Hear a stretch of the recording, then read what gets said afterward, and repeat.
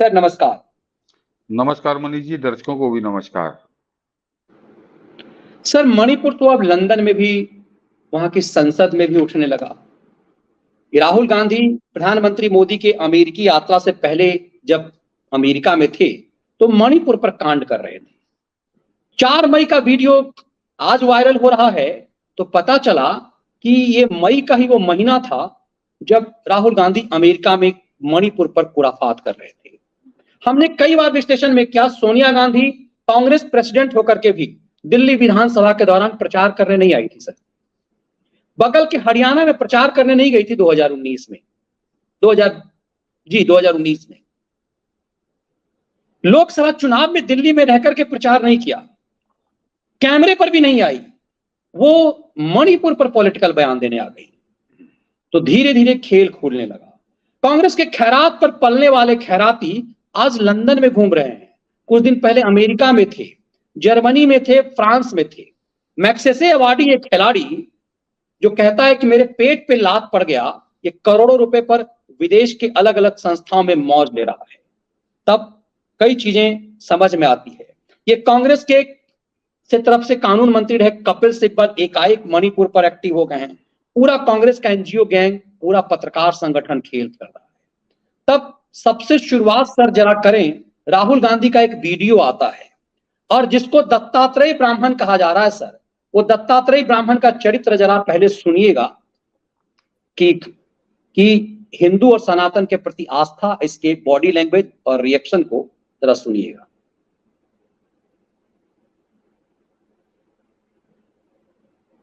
Audio मेरे ख्याल से नहीं मिला लोगों को, 1 मिनट।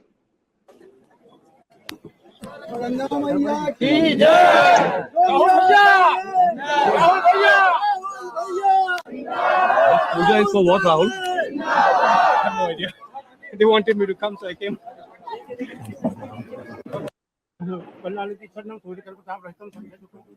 जो कम से कम सुविधा जो ग्रहण देवे से पहले लोग तुम्हारा हाँ हम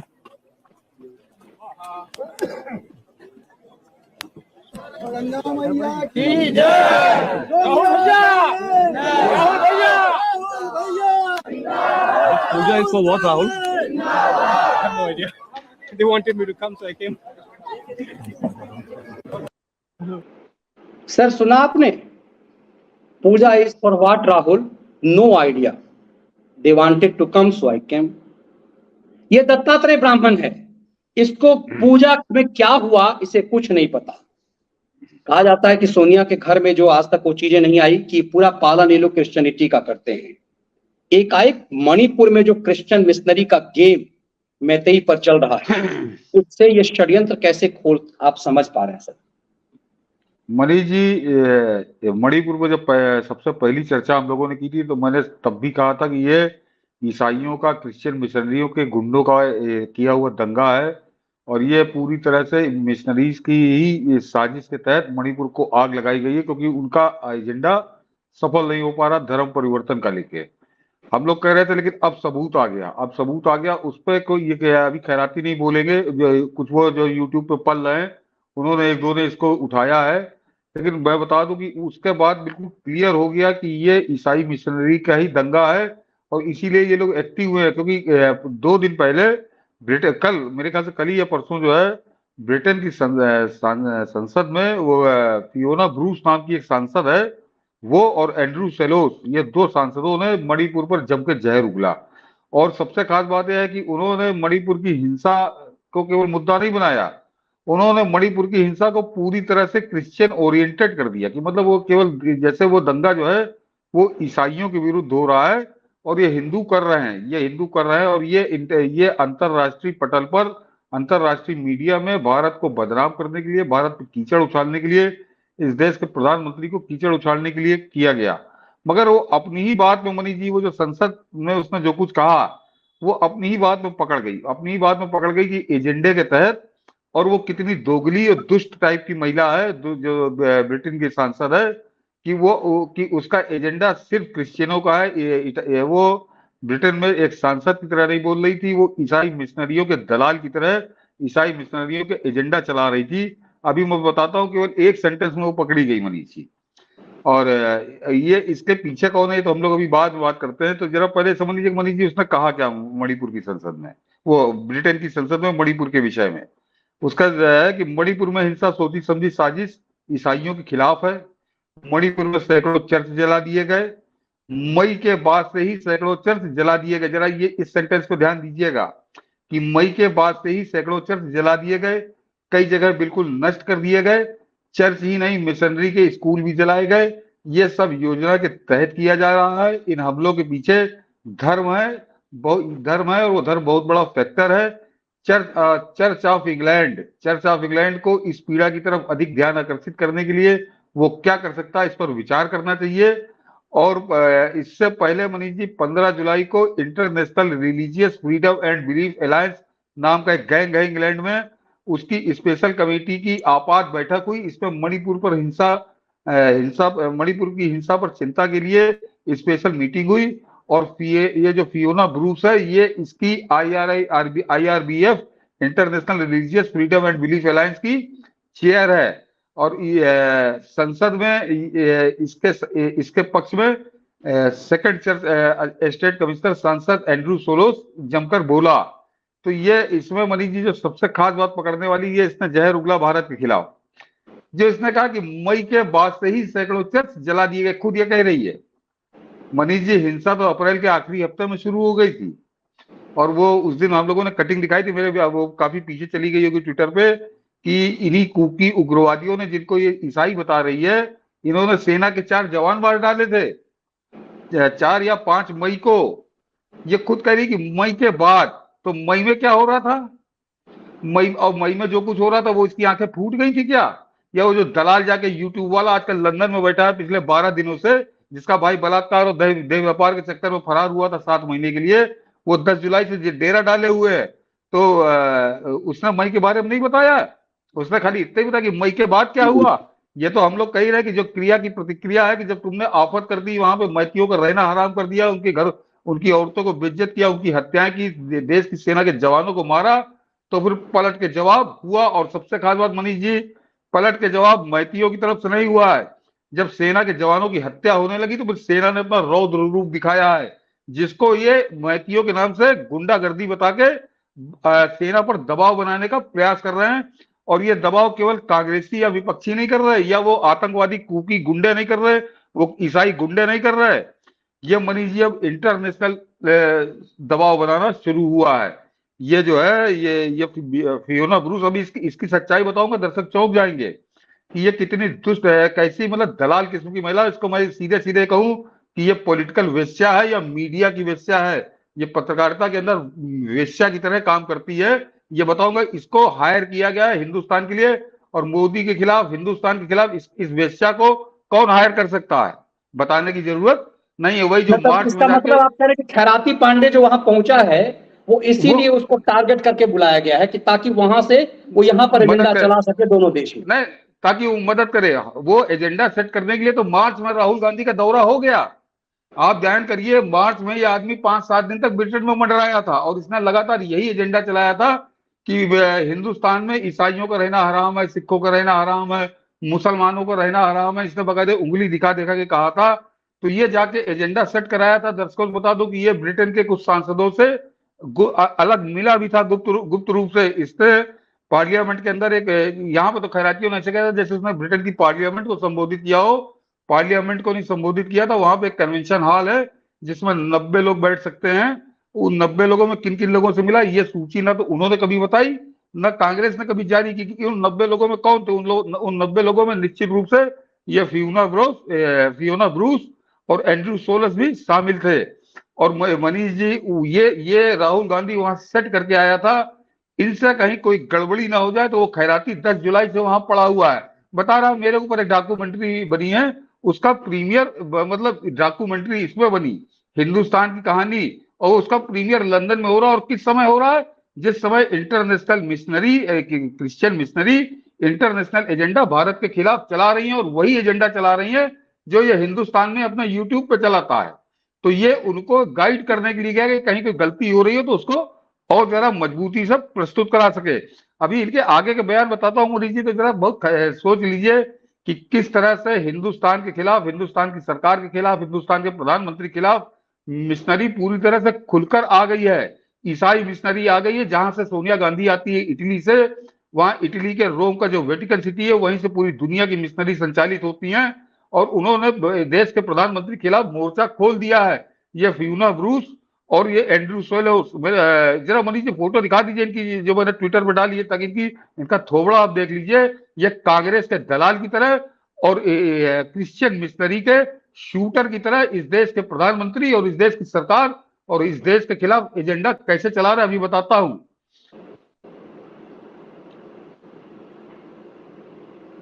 कांग्रेसी एजेंडा अंतर्राष्ट्रीय हाँ, मीडिया और ब्रिटेन की संसद में गर्म करने की चर्च गैंग ने फियोना ब्रूस और एंड्रू सेलोस नाम के 2 गुर्गे भारत और मोदी के विरोध में उतार दिए हैं।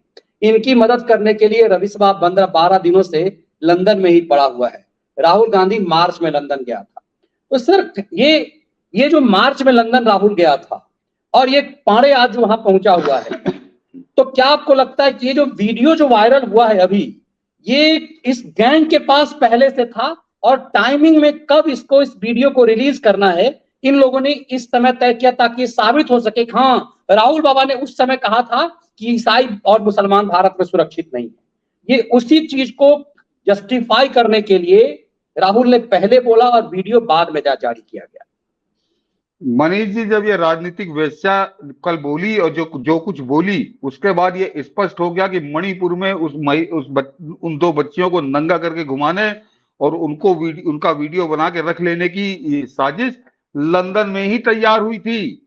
लंदन में ही तैयार हुई थी और मार्च के बाद ही हुई या मार्च में ही तैयार हुई थी, ये बिल्कुल स्पष्ट हो गया, क्योंकि इन्होंने उसी को एजेंडा बनाया है। और ये मार्च में गया था और 8-10 दिन वहां रहा था। कई लोगों से जो मिला उनके कभी नाम नहीं बताया कि कौन कौन लोग से मिला था। और ये उसके बाद ये अब जो है वो घटना हुई, उसका वीडियो वायरल कराया गया, वो खैराती जाके लंदन में लेट गया। और उसके बाद इन्होंने, अभी मनीष जी बता दो इन्होंने कहा क्या क्या है। मनीष जी, इसके बाद मैंने कहा था कि फियोना ब्रूस जो है वो IRBF की चेयर भी है और संसद में सेकंड स्टेट कमिश्नर ये है, ये Andrew solace.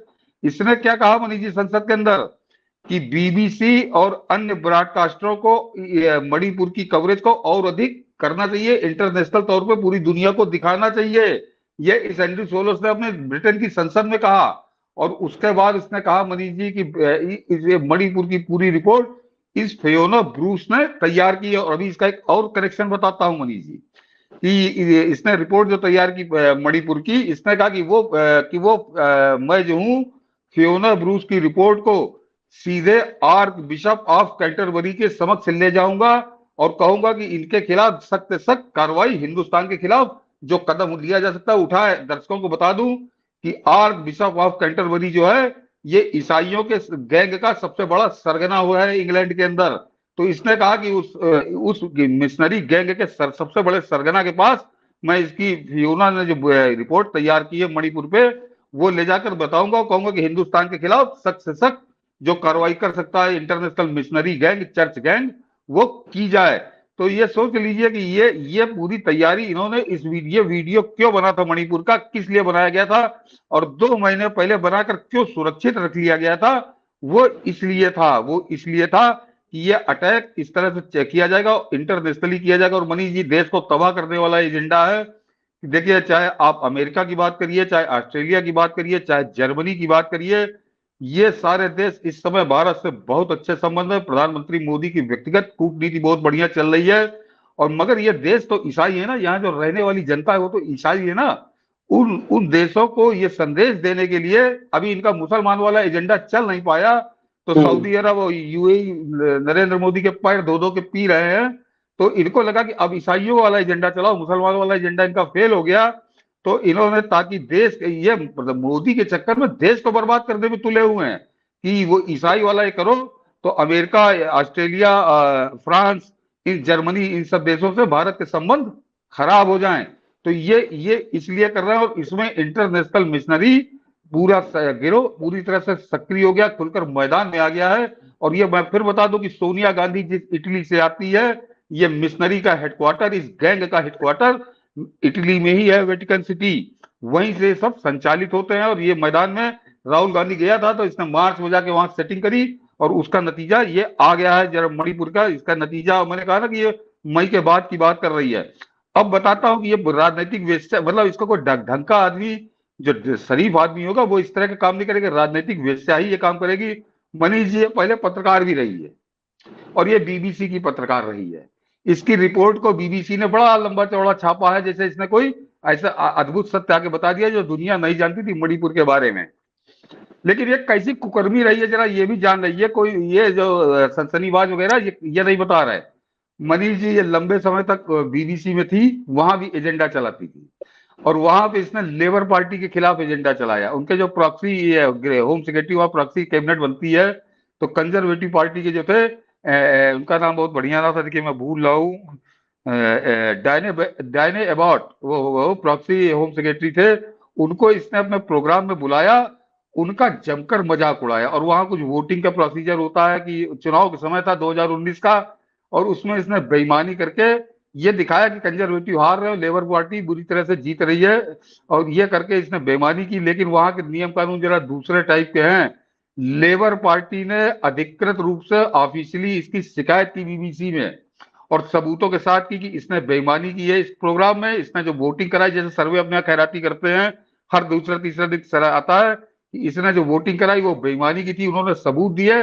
Manish ji BBC को सार्वजनिक रूप से माफी मांगनी पड़ी थी इसके कुकर्म के लिए कि हाँ इस औरत ने बेईमानी की और एक एजेंडा चलाया कंजर्वेटिव के खिलाफ, इसके लिए मैं माफी मांगता हूं। ये बीबीसी को माफी मांगनी पड़ी थी, इतनी कुकर्मी ये औरत है, जहां ये 20 साल से नौकरी कर रही थी। और अभी और बताता हूं मनीष जी, ये सर्वे और एग्जिट पोल इस तरह का वोटिंग कराने वाला धंधा, इसका जो हस्बैंड है उसका नाम है मनीष जी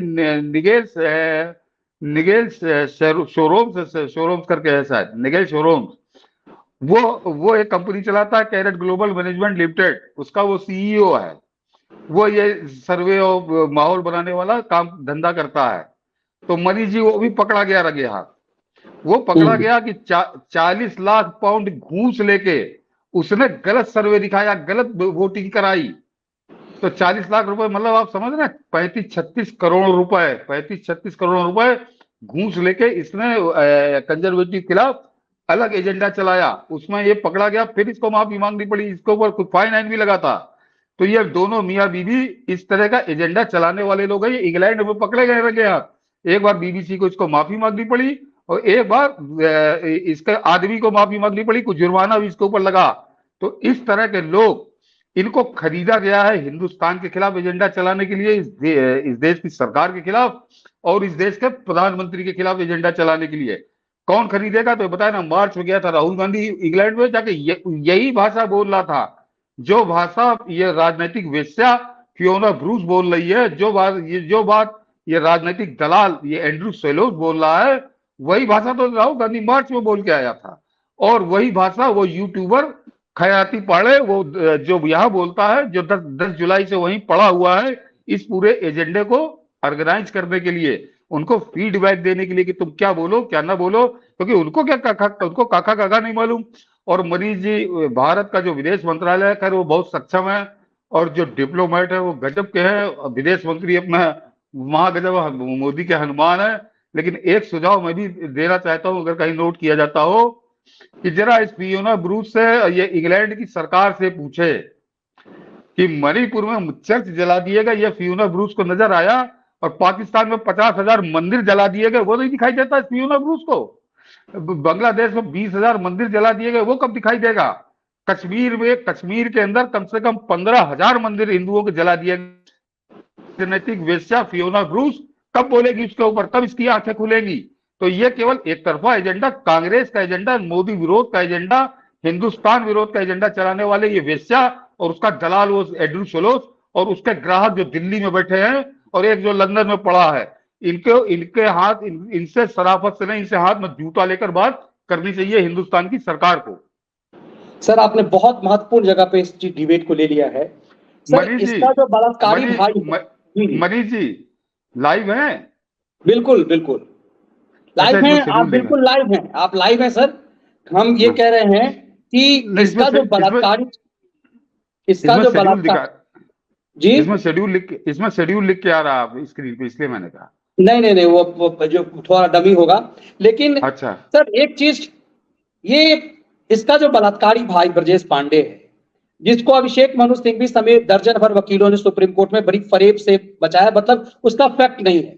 क्या बीजेपी का आईटी सेल या बीजेपी के जो वकील हैं, ये I am the law minister of India, इतने बड़े जो कानून मंत्री थे, ये सब चीज क्यों नहीं उठाते कि एक आदमी जो गैंग रेप का आरोपी है, इसका भाई जो कांग्रेस पार्टी का उपाध्यक्ष था, क्या ये रेमन मैग्सेसे अवार्ड मिला हुआ है इसलिए इसका भाई को बचाया जाएगा और सुप्रीम कोर्ट में कोई उसके लिए कोई याचिका नहीं दाखिल की जाएगी?